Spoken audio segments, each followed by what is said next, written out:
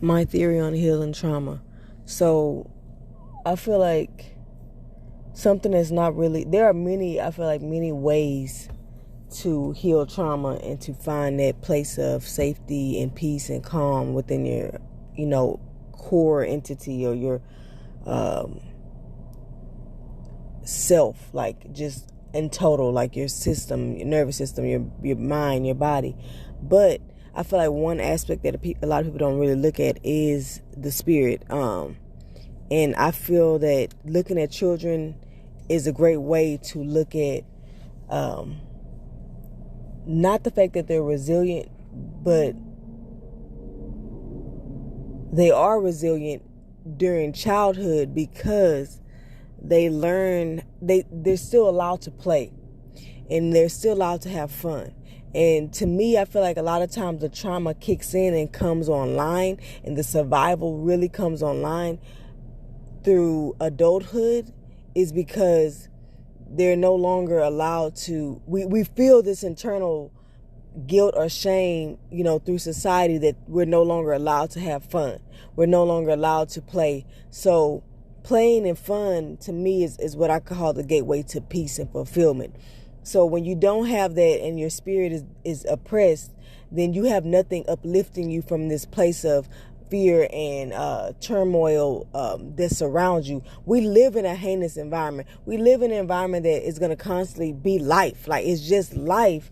And it's like we have to learn how to grasp coping mechanisms that are healthy for us overall and the people around us, that get us out of this state of survival, the animalistic instincts of, always on edge, always in fear, always thinking, we're in imminent danger.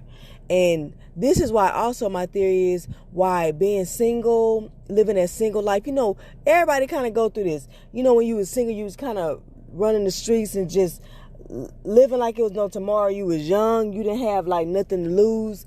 And then you look at the college years too.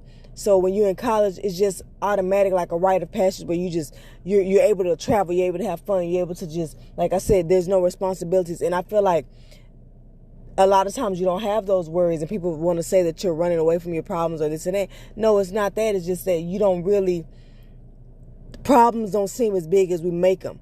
And so I feel like when we become older, people equate that, oh, you're going through a lot of your issues because now you have more responsibility. But I feel like that's a misconception, because it can be perceived as that's the association with trauma, because you get older, so you end up having more responsibility. So it's easy to kind of put it as like that's what correlates with it. But really, ultimately, to me, I feel like it's because now you can no longer, your ego comes online and you feel like, oh, you can't do this if you're a good mom, like to be a good mom or to be a good dad or to be a good husband or to be a good wife or to be a good boyfriend or to be a good girlfriend. Like, that new set of responsibilities kicks in, and then it stops you from doing the things that brought you joy. It stops you from doing the things that gave you passion. Stops you from doing the things that gave you purpose. So in that's the real source of why now you go through burnout. Now you go through psychological crisis. Now you go through the immense anxiety and the depression, and that stuff comes back into play because the honeymoon phase is over. So in the beginning, a lot of times, we're good, but then it's like, as that honeymoon phase is over and as things get more serious, or, people get married. That's why a lot of times people say once you get married, it's like things change. And that's because in our ego's sense of self, when you become an actual husband and wife, now the roles of your identity have changed. And you can no longer do the fun stuff. Oh, you can't hang out with your boys no more. Oh, you can't hang out with your girlfriends no more. You can't do this, you can't do that. And so these are the aspects of fun. These are the aspects of play. These are the aspects that ground you in that childlike spirit that uplifts you. And like, for the children who do have trauma as children, I feel like they have trauma as children because they don't feel that sense of play.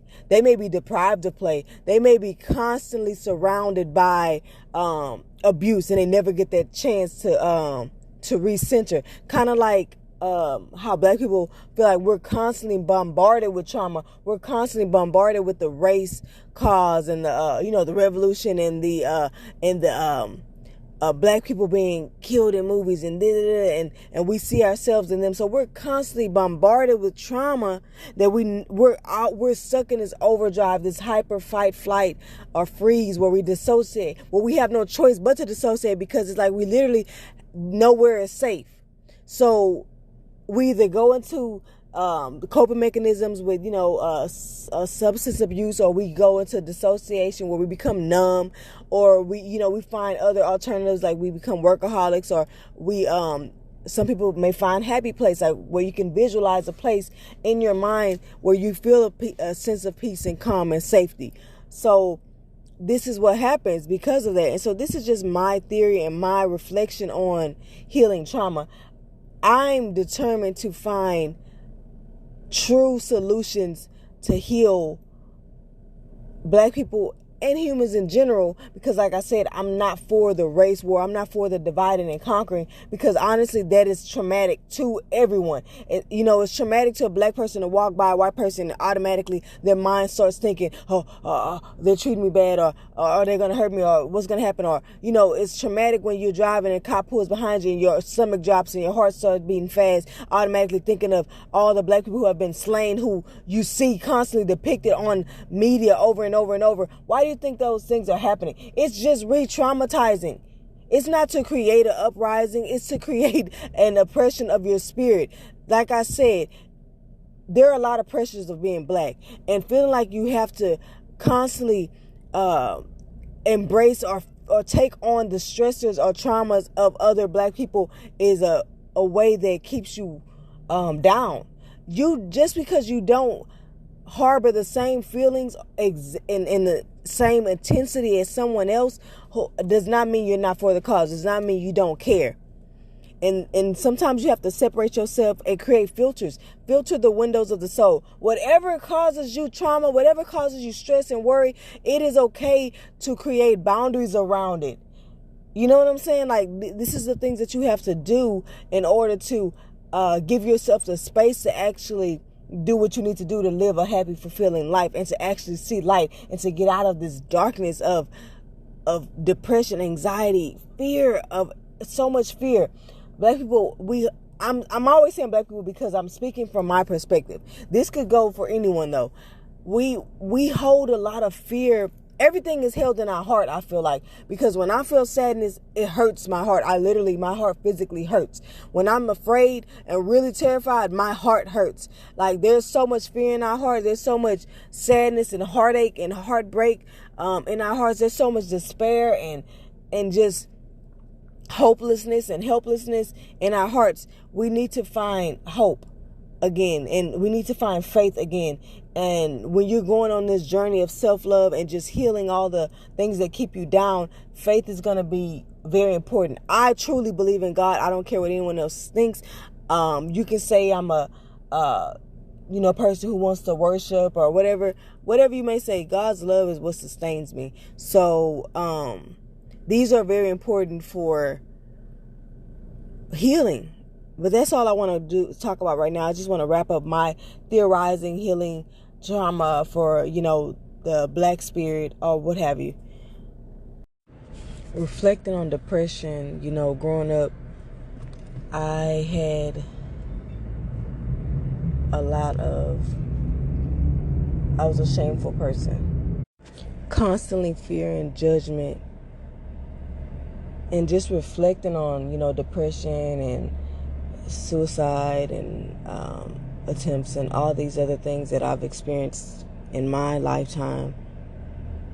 I just think it comes from being spiritually exhausted, being burnt out spiritually, just tired, like just born tired, like the song says, like just born tired, just tired of constantly feeling afraid, constantly feeling anxious, constantly feeling sad, helpless, Like there's no one out here to help you. There's no resources. There's no one actually giving you solutions. Constantly do you think I haven't wanted to give up? I always want to give up, but I keep going. When I'm afraid, I do it anyway.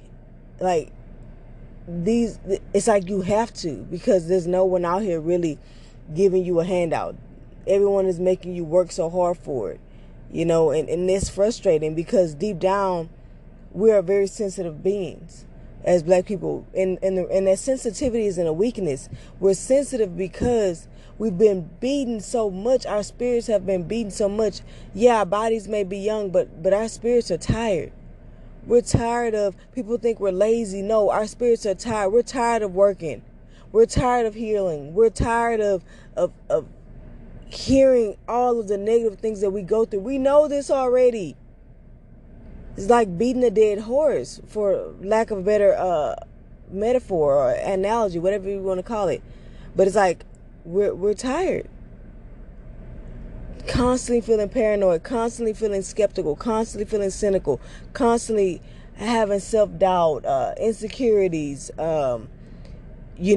not knowing if you're projecting, if you're looking at things from a trauma perspective, or what I like to call a trauma bias, seeing a person from your wounds and not seeing them for who they are. This goes along with healing trauma. It can be like a healing, my theory on healing trauma part 2, or reflecting on healing trauma. But it's like when you see a white person and you go up to them and they may be kind of dry or something, you feel like they dry, or you feel like they just standoffish, you're gonna automatically assume, oh, they've been racist. Or you see a guy and the guy is trying to hit on, gives you a compliment, and you automatically think, oh, look at this thirsty, or look at this guy trying to hit on me. He's an abuser, or he's this, or he's trying to take advantage, or he just want me for my body. All these things, not just seeing them as, oh, maybe he's just giving me a compliment. Seeing things from these filters that trauma make us have. It's like a shade that doesn't paint the picture of reality. You seeing it, judging it, this event or this moment from a past event, or from things that you've seen in the media, because a lot of times we have not personally experienced a lot of the traumas we've gone through. So now we're just projecting from something that we've heard of or that we see, because as black people, as a community, we take on events that we see personally. Seeing so many depictions of black people being followed or by police and beaten by police makes us see now police in that light. It's hard to detach from the stories and the narratives that we've heard constantly over and over and over, and that make us hold on to this trauma, seeing every situation from this perspective. What I like to do is, sometimes when you're stuck in a helpless moment and you're in that trigger state and you're in that high survival mode, the only thing you can do is pray, breathe, and distract. Or what I also like to do is prove your mind wrong. So in a situation with the white woman that you feel like may be racist or whatever, what you do is prove her wrong. Make some small talk. You step out of your head and actually say something to her, like, good morning, oh, it's hot out here, anything, something to get out of your head and actually see, is there validity to these thoughts that are going in my head? Because your body is feeling unsafe. It's making your mind have all these kinds of thoughts of, fear, because you don't feel safe. So make yourself feel safe by proving your mind wrong. Speak to her. Now, if she's still a rude or a jerk, maybe look at it from, okay, what empowers you? That's her problem. What can you tell yourself that empowers you, that doesn't make you automatically assume the worst? Okay, maybe she's having a bad day. Maybe she's just a jerk. Maybe she's like this to everybody. Whatever it is, make it where you don't continue to hold on to these narratives that keep you in this place of learned helplessness, learned hopelessness. Do something that empowers you. That's her problem. Her rudeness is her problem. It has nothing to do with me. It is not a reflection of me. It does not define me. Because she is rude, because she doesn't know about customer service, because she doesn't know how to because because she is human and she is having a bad day and she's allowed to be in her feelings. All of these things, And then as far as, being tailed, a situation where you feel like, oh my God, what's happening? Am I going to get pulled over? Is something bad going to happen to me? Breathe. Put your hand on your heart. If you can't, you're driving, take some deep breaths. Tell yourself, I'm safe. That is just a conditioning that I have. That is just a story that my mind tells me because I constantly see these stories played over and over and over in the media, in the news, and TV shows. I'm constantly bombarded with trauma depictions in every single aspect of life. You can just tell yourself that's just my anxiety from trauma conditioning.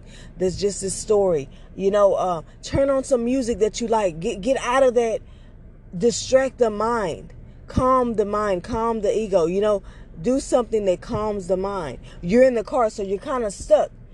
In these situations, you can't do qigong or tai chi or meditation. You're driving. So what you do is you find resources that you have. Turn on the music. If you got your kid in the backseat, start talking to him. Do something funny. Be silly. Be childlike again. Soothe and just be aware of how you're feeling. And this is why being aware of your body and your sensations kind of keep you ahead of your reactions. You instantly, if you see a cop, you're like, oh, okay, my anxiety finna drop.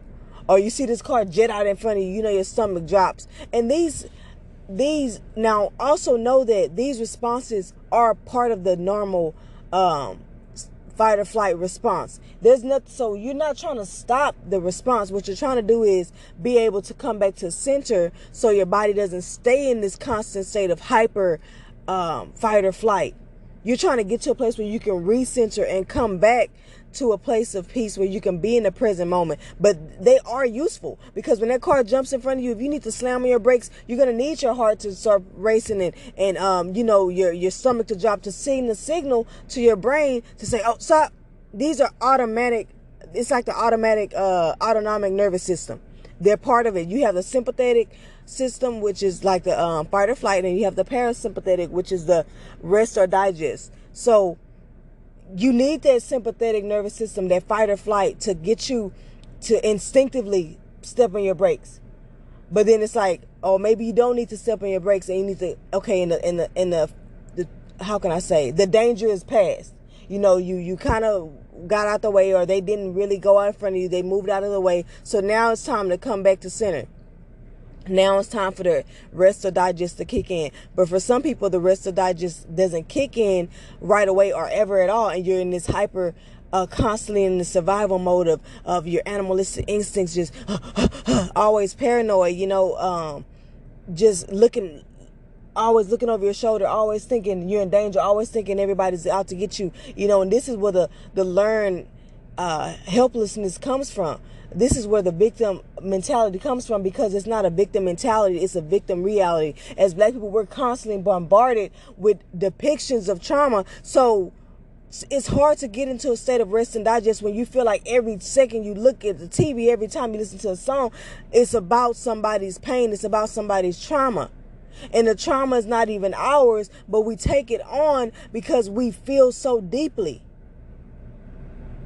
And the hope is lost. That's why I'm not against, watching something funny, listening to music, things that uplift our spirit, that is not really promoted in healing a lot. And people may think of it as a distraction or, numbing or whatever, or dissociation. But a lot of times it's not that. Sometimes we need a place of escape. We need a place to recenter. We need a safe space. And comedians, that's why I say comedians, actors, actresses, athletes, they have a gift because they bring hope and they bring light to the world. They give us a moment to forget about what we're engulfed in, this trauma. And I am going to do, more laid out, more intensive video on healing trauma and, the Black psyche engulfed in trauma. But I just kind of was reflecting on it a little more. And this is, more digestible, shorter for somebody else who doesn't want to go through all the science behind it or whatever. But I also would do a separate one specifically on more solutions to getting through those trigger states and healing through that trauma and that depression and that anxiety, you know. But yeah, so hopefully you guys can kind of get a better understanding of it from this.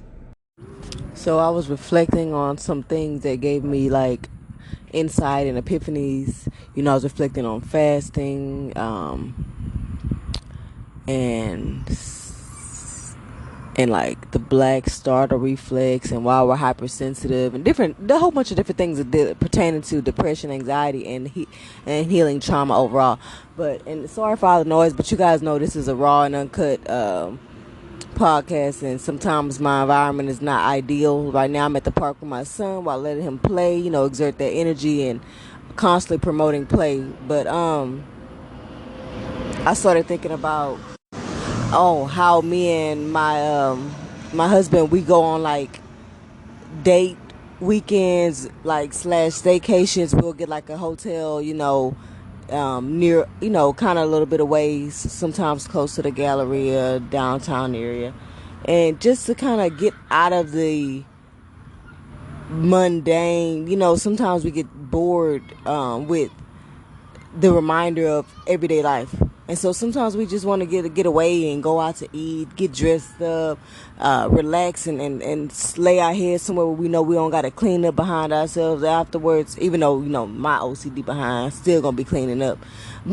But you know, just a place we know we got room service, or we have cleanup service, all this stuff. We can go to the jacuzzi and pool. And I just want to say that because you know, I got a reminder from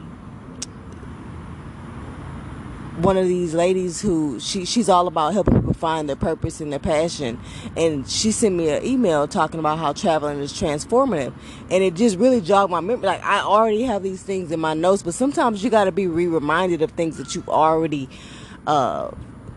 came to understanding of. And this is why I say I repeat and may sound redundant a lot, because we need to hear things over and over and over to drill it in our head, to reprogram our mind. But it just reminded me how transformative staycations and traveling truly is because it's like you in a whole different energy, in a sense. Like, you just feel like the vibe is different. Like, when it's like your mind is taken away from the reminder. It's like out of sight, out of mind, because you're not in the environment where you have to do some of the things that we don't really want to do as, you know, adults and whatnot. You know, we reframe them and make them labors of love, but deep down, you know, we still want our little fun and our moments to let our hair down. And so I feel like when you put your spirit and cater to your spirit like the royalty it is, then it helps move you. It helps feel like home. And then if you top it off with situations that give you that comfort, give you that nostalgia, then it's better. And you can come to a great place of growth, of relaxation, of nurturance, of healing.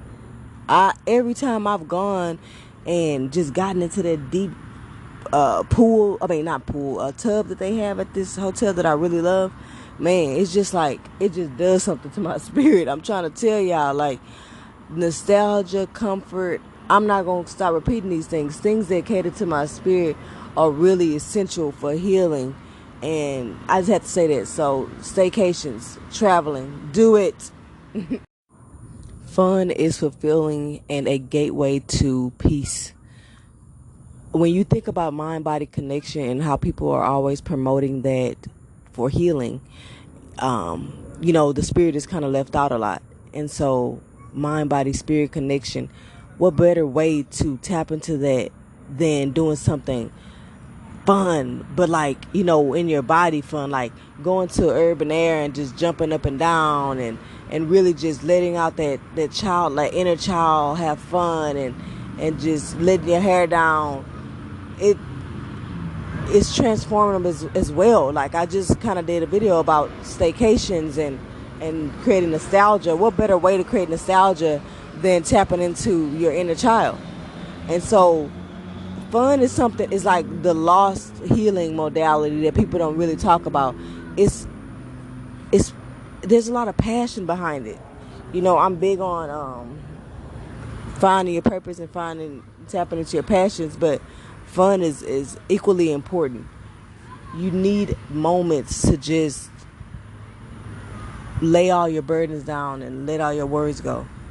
When you do this, you're automatically quieting that mind, that what I think what people call the monkey brain or monkey mind, and tapping into your body, the sensations, the joy, the bliss that you feel, awakening those emotions, aligning those emotions with your spirit more so than worry, stress, anxiety, all those other types of emotions that keep your spirit down.